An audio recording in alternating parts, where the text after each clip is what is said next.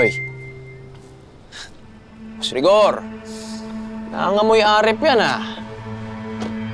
Oo. Koleksyon namin, Gob. Teka nga pala, bakit pinapunta mo pa ako rito?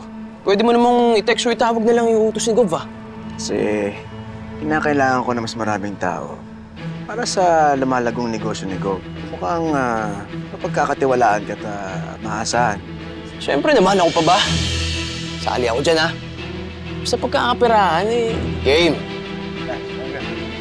Yo, tama ako.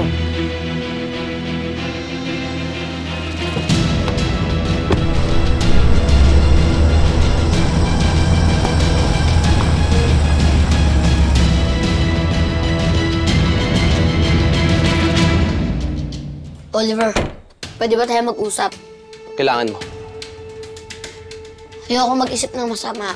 Pero, nakita kita kanina. Kasama mo si Rigor. Kilala mo ba kung sino yan? Nagsasabi mo, ha? Tsaka sino ba yun? Siya ang kanang kamay ni Gov Esmeralda. Bakit? Bakit ka niya kasama? Ano ba kailangan niya sa'yo? Hoy, wala akong alam sa sinasabi mo, ha?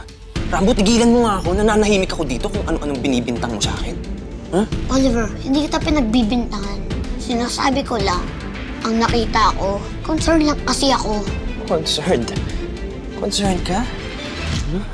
Sige, concerned saan? Ayoko kasing magkasamaan kayo ng loob ni Sir Mayor. Baka kasi hindi mo alam na magkaaway ang pamilya mo at ang pamilya ni Gov Esmeralda. Eh, ano namang paki ko dun? Apo ka ni Sir Mayor at kadugo ka niya. Si Gov Esmeralda ang paniniwalaan niya pumatay sa buong pamilya niya. Kasama na dun ang nanay Marian mo. Kaya mag-ingat ka. Yung mga sinasabi mo, may ebidensya ka ba laban sa kanila? O ano? Nasaan? Di ba wala? Kaya kung maganda mong gawin, Rambo, tigilan mo na. Tigilan mo, pasok mo sa utak mo. Tigilan mo na. Yung mga sinasabi ko sa'yo, yan ang paniniwalaan ng lolo mo. Kaya oras na malaman niya na nakikipagkita ka sa kaaway niya, eh baka mawala tiwala niya sa'yo. Bakit? Yun naman yung gusto mo, di ba?